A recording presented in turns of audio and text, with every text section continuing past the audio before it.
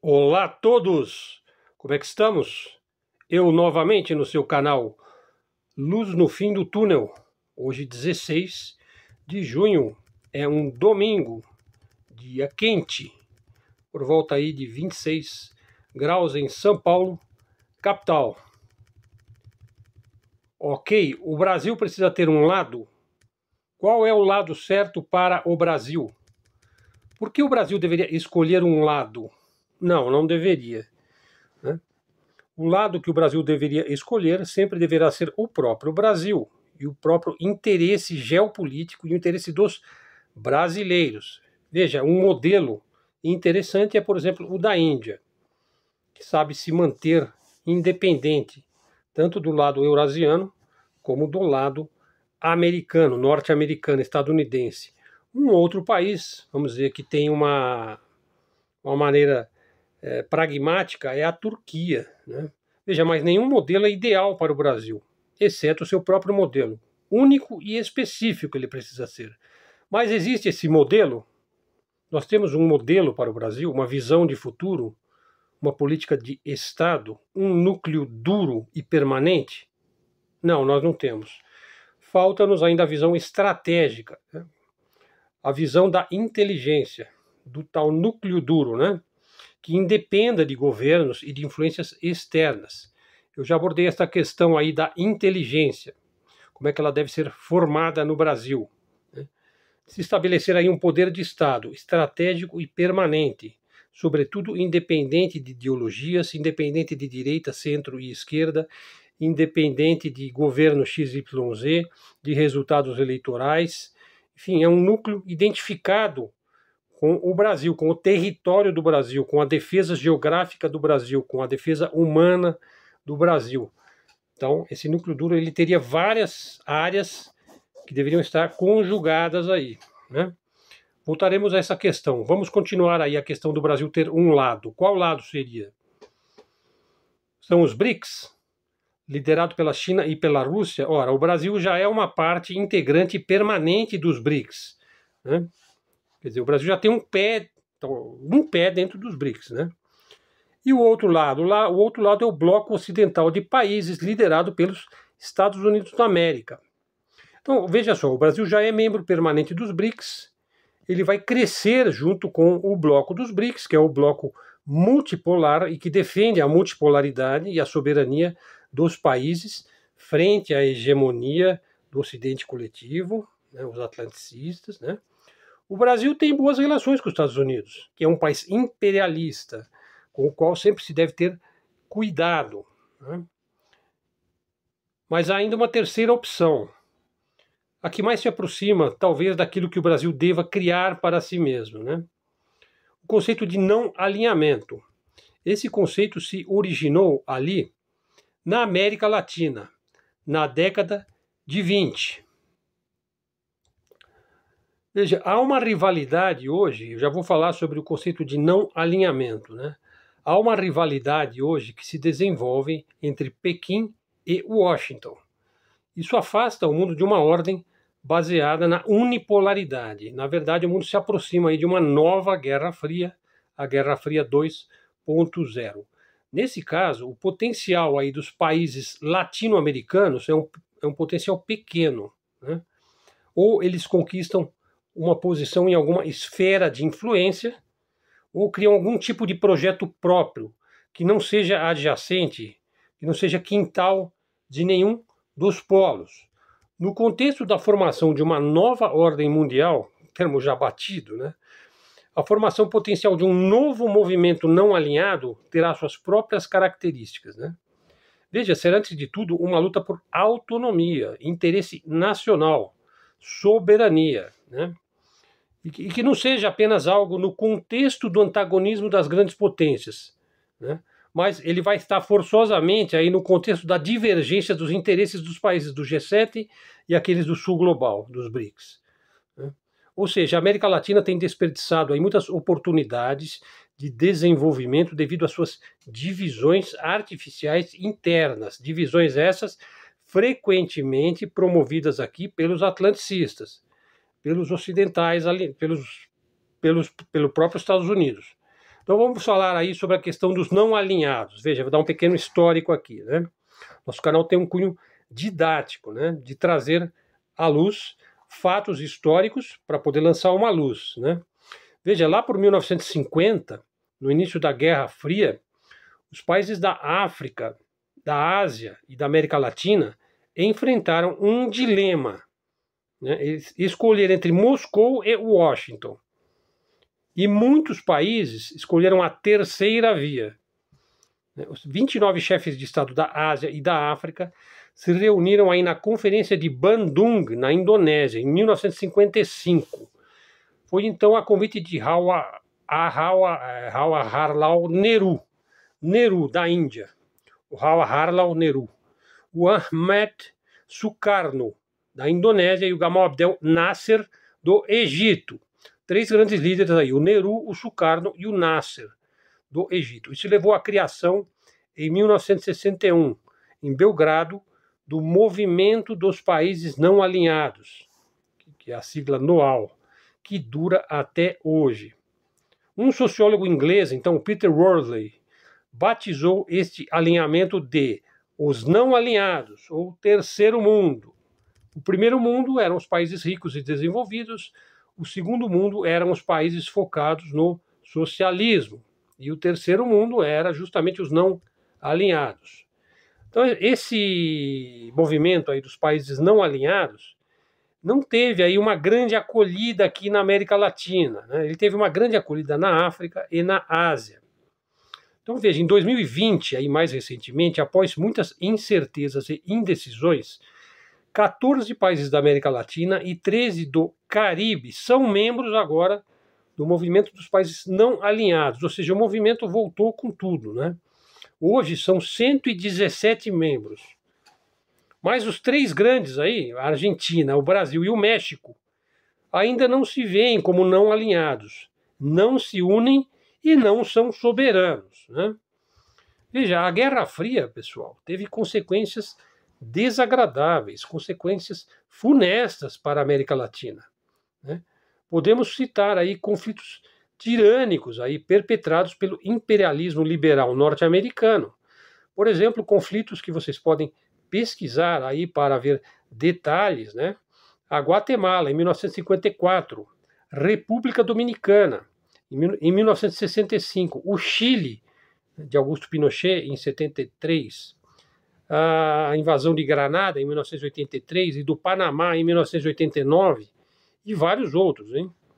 Veja, a Cuba, por exemplo, Cuba continua a pagar um alto preço por sua obstinação em se manter independente do sistema plutocrático e neoliberal estadunidense. Não há razões para crer que a Segunda Guerra Fria não terá repercussões negativas sobre a América Latina. Pode-se dizer até que o seu efeito, a sua consequência será até maior agora na América Latina do que foi na Primeira Guerra Fria. Dada a influência que nós temos hoje da produção e da economia chinesa no continente sul-americano.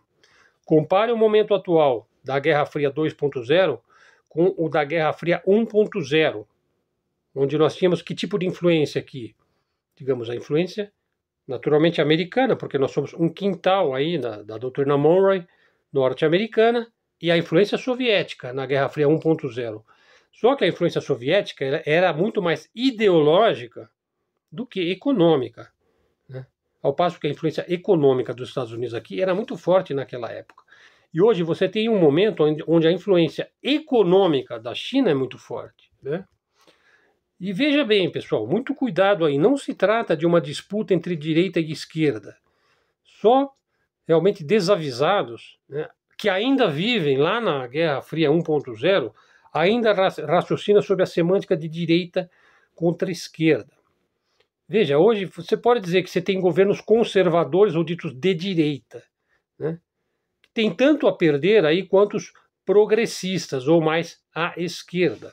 E a gente pode dizer hoje que a esquerda liberal aí, ela já se tornou um braço aí do globalismo, né? e do próprio neoliberalismo americano, né? A América Latina precisa urgentemente deixar de ser uma zona de influência de poderosos, de ser quintal de alguém que tem ogivas nucleares, né? ou de ser a zona de retaguarda, né? O eterno fazendão, né, de recursos primários, né? O desafio da América Latina é ir além das diferenças ideológicas dos governos que se sucedem aqui. Veja, nós não temos um núcleo duro, né? A América Latina precisa ter um ponto próprio de convergência, né? Ir ao encontro do seu próprio destino. Estamos aqui tratando de independência nacional e soberania. E o Brasil deve ser a ponta de lança da América Latina. Quem se posiciona contra a união nacional, a coesão social, a busca do desenvolvimento de uma coesão social, da soberania tanto individual como coletiva, do sentimento de bloco, de união do continente sul-americano. Veja, quem é contra isso daí deve ser visto com ressalvas, né? Quem realmente hoje não advoga pela soberania do Brasil, advoga contra o Brasil, evidentemente. É preciso diferenciar muito bem, né? Quem está com o Brasil e quem não está com o Brasil. Simples assim. Nós temos o lado da soberania do Brasil. Veja, e agora, mudando um pouquinho de assunto, pessoal, o Larry Fink, o CEO da BlackRock, poderoso fundo de investimentos aí dos super ricos, né? Esses 450 bilionários aí, que são donos aí de 70% do dinheiro, né, do mundo. Né? Mas o que diz o gestor dos ativos do BlackRock, o Larry Fink? Ele diz o seguinte: atualmente a média da dívida em relação ao PIB do G7 é de 129%. Pessoal, então assim, o G7, o PIB do G7, a dívida que ele tem é maior. Quer dizer, a dívida em relação ao PIB, quer dizer, o seu PIB não cobre a sua dívida, né? Que a sua dívida é 130% do seu PIB, quer dizer, ela é mais do que 100% do que seu PIB, ele tem 30% a mais de dívida. Né? Como é que ele vai pagar? Ou ele não precisa pagar? E como é que vai ficar as ações? As ações vão começar a cair? Como é que funciona isso na prática? Né? E aí ele diz, não importa o quanto tributemos, cortemos ou reduzamos essa dívida, isso não será suficiente. Quer dizer, é o principal lá do BlackRock dizendo que ele está em dívida, ou seja, o valor do BlackRock pode cair, né? É por isso que a construção de novas infraestruturas é fundamental, especialmente por meio de parcerias público-privadas. Veja, então esse pessoal aí, que são os arautos da financiarização total, né, de tudo, né, eles estão propondo obras de infraestrutura, ou seja, eles estão propondo agora pôr a mão na massa, estão pensando em produção, né? Estão buscando parceria público-privada. Veja, fazer parceria público-privada, investir em infraestrutura, ora, maravilha, é isso que temos dito aqui desde o primeiro vídeo do canal, né? Em desenvolvimento, em infraestrutura, em voltar a desenvolver, né? Em cessar o processo de desindustrialização no Brasil, né? Que foi inclusive muito acentuado aqui pela presença do lawfare, do lava-jato, do lava-jatismo, né? Bom, isso eu já falei muitas vezes aqui e expliquei. Veja, o BlackRock quer construir aeroportos, fábrica de aviões, que tal ferrovias, hein? Precisamos escoar a nossa produção pelo Pacífico, né? Quem se habilita? Os Yankees? Duvido, hein? Quem costuma investir nos últimos 20 anos? Quem você pensou? Quem que se liga em produção, em pôr a mão na massa, em fazer as coisas que a gente usa? Quer dizer, o BlackRock, então, viciado em financiarização, ele quer produção. Eu acho que ele está pensando assim em reconstruir a Ucrânia, né? Bom, Mr. Flink, já combinou com os russos e com os chineses? Já pensou nisso? Faz um acordo aqui no Brasil, venha construir ferrovias aqui, né? Nós queremos, né? Nós queremos também computação quântica. Nós queremos produzir semicondutores. O Brasil quer ter o seu próprio automóvel, pode até ser aí um sucessor aí do Gurgel, né? Elétrico, por que não? O Gurgel já fazia carro elétrico em 1970 e nada, né? Bom, Brasil, nós queremos trem-bala. Nós queremos fazer a revolução verde baseado em agricultura biodinâmica, agricultura orgânica, de pequena propriedade, né, para inundar o mundo também com agricultura orgânica, biodinâmica, natural, né? Isso é um projeto também, né? Não vamos ficar dependentes só de vender soja e sorgo e algodão e carne para a China. Nós não podemos ficar reféns aí de um modelo monocultor, latifundiário, antigo, né? Bom, então assim, nós temos muito chão, né? Ah, pessoal, essa discussão aí do lado do Brasil, que lado que o Brasil deveria ter, né? Tá rolando um debate interessante lá no X, né? No Twitter, né? Entre o Felipe Quintas e o Rafael Machado, né? E o Felipe agora está numa defesa aí da cultura ocidental, da Madonna, de Hollywood, do Netflix, da cultura americana, da cultura europeia, a meu ver, eurocentrismo, né, isso daí. Fiz ali alguns comentários, né, muito educados, eu sou sempre educado, eu nunca, se você observar todos os comentários que eu faço, todos os vídeos que eu faço, eu acho assim, classe, nobreza é tudo, na sua maneira de expor as coisas, né. Com isso, eu atraio pessoas que estão querendo sair fora dessa dicotomia e dessa briguinha aí ideológica de direita contra a esquerda, né. Bom, então assim, você pode verificar lá que o Felipe ele está aparentemente dando uma resposta para o Rafael Machado, né? O Rafael tem uma posição muito sólida, muito clara, né? Com relação à importância do mundo multipolar, né? Com a importância dos BRICS, com a importância aí do Sul Global, esse movimento dos não alinhados, que eu mencionei aqui, tentei explicar aqui neste vídeo. Enfim, é uma discussão muito interessante, né? E nós precisamos ficar atentos, né?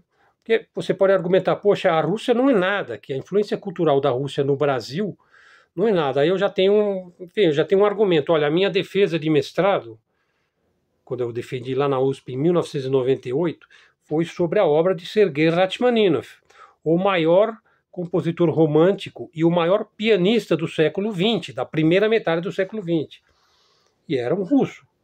E se você for ver hoje, os maiores pianistas e violinistas do mundo, se você pegar os 10 melhores aí do mundo, top 10 aí nessa área, vai ter alguns russos ali, mas agora já tem chineses também, já tem coreanos, japoneses, asiáticos, né? Já estão dominando o universo da música erudita ocidental, né? Então, assim, por que eu vou tapar o sol com a peneira? Ah, a cultura é russa no Brasil? Não, tudo bem, eu até concordo. As pessoas leem pouco Dostoiévski, Tolstói, Tchekov, ouvem pouco a obra de Rachmaninoff, Stravinsky, Prokofiev, Mussorgsky, sabe? As pessoas conhecem pouco o balé francês, a presença aí, a importância de um Baryshnikov, de um Nijinsky, de um Diaghilev, né?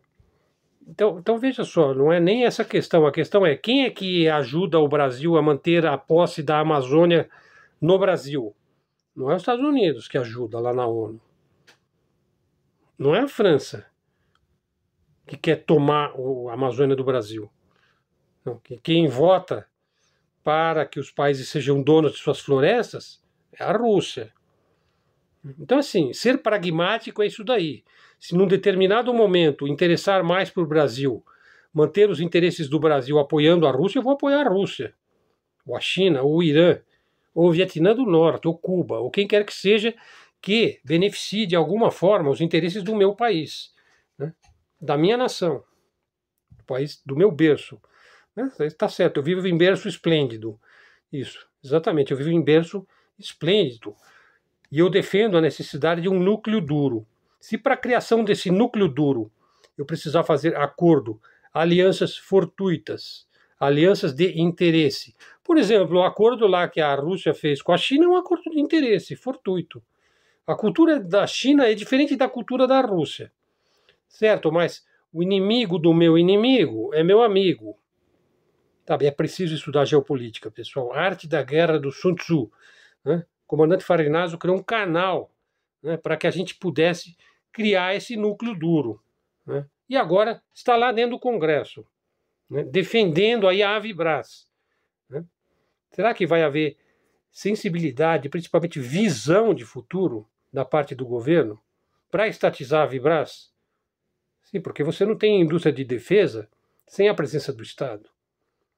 Os Estados Unidos mesmo, você não tem Lockheed, Norton, a grande indústria armamentista americana, né? Você não tem isso aí sem a presença do Estado lá, sem os lobistas, sem o Congresso apoiando. Tá, e aqui é corrupção? Ah, lá não, lá é lobby. Você precisa acabar essa mentalidade de que tudo que o Estado faz conjugado com a atividade empresarial é corrupção. Isso é papo de americano. Não tem essa de corrupção. Nós temos que beneficiar a empresa brasileira, a empresa nacional. Nós temos que pensar no Brasil, nos brasileiros. Bom, é isso que eu penso, pessoal. Bom, o vídeo está com 20 minutos. Eu vou deixar ele curto hoje, porque eu teria ainda uma matéria aqui para falar sobre Taiwan, né, que eu vou deixar para amanhã, né? E amanhã vai ser interessante essa matéria, né? A gente está tentando manter o padrão de vídeos diários de 20 a 30 minutos, né? Geralmente são 2 assuntos. Hoje eu foquei mais de qual é o lado do Brasil, né? Qual é a visão que eu tenho a respeito disso daí, né?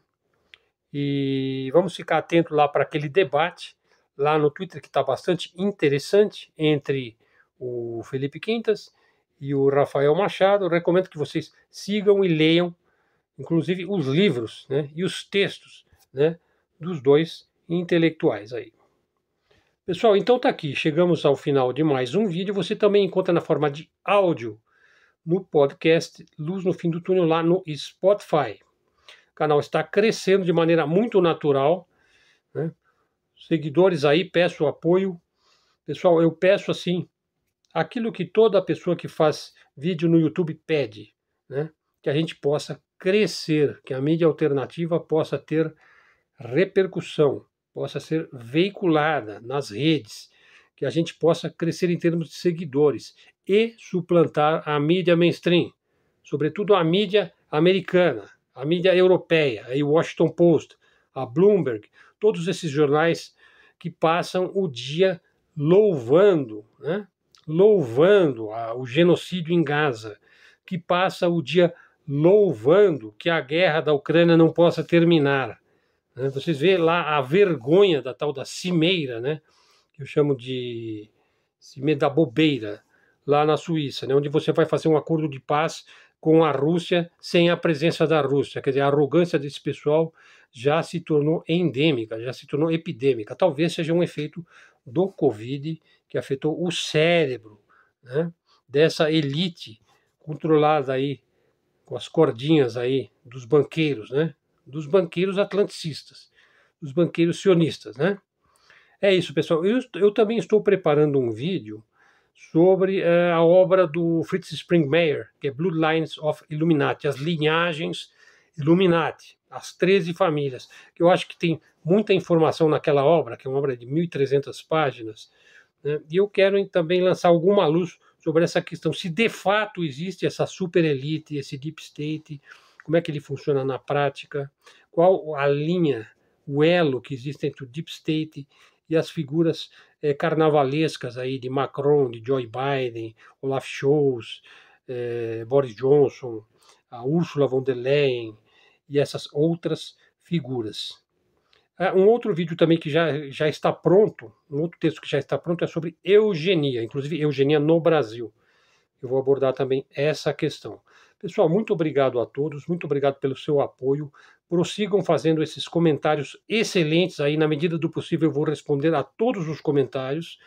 O canal então está com 1.700 seguidores. Eu agradeço aí pela qualidade dos nossos seguidores e vamos em frente, pessoal. E aí no vídeo tem a descrição também, o Pix, canal já está monetizado. Você pode ser mais do que um seguidor, você pode ser um apoiador do canal, tornando-se um membro do canal. Obrigado a todos, até a próxima e fiquem com Deus.